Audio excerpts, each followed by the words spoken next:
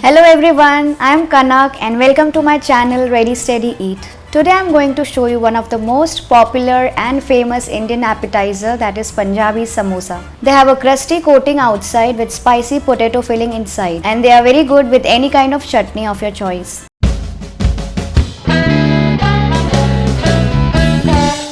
First, combine all the dry ingredients in a bowl like all-purpose flour, salt, carom seeds, and then pour oil in the same bowl, and using a warm water knead a semi-stiff dough.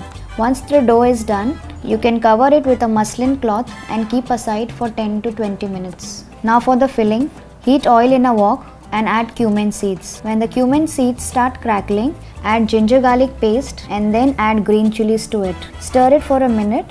And now add crushed coriander seeds and fennel seeds and again saute it for a minute. Now it's the time to add peas and then stir fry it for a minute, and then go on adding the rest of the dry masalas like turmeric powder, red chilli powder, coriander powder, garam masala powder, dry mango powder, and again saute it nicely for 2 minutes so that all the dry masalas are nicely combined with the peas. Now finally put in the potatoes and mix well so that all the masalas and potatoes and peas are nicely combined and mixed well. Now it's the time to add some salt. Now put the lemon juice and then put fresh coriander and again mix well. Now our filling is ready. Set it aside to cool down. Now take small portion of the dough and with the help of some dry flour on the clean surface of your kitchen, roll it into a round shape like disc how you do for normal chapatis, and then cut it into 2 semicircles.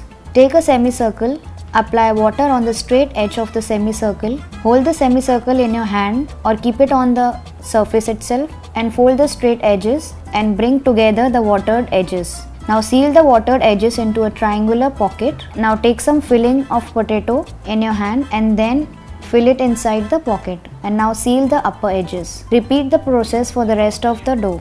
Once all the samosas are ready, now it's the time to deep fry them. Heat oil in a wok and deep fry the samosas one by one until they turn golden brown in color and crispy. Now you can see our samosas are nice brown and crispy outside. Now you can remove them on a kitchen towel. Now my samosas are ready to eat.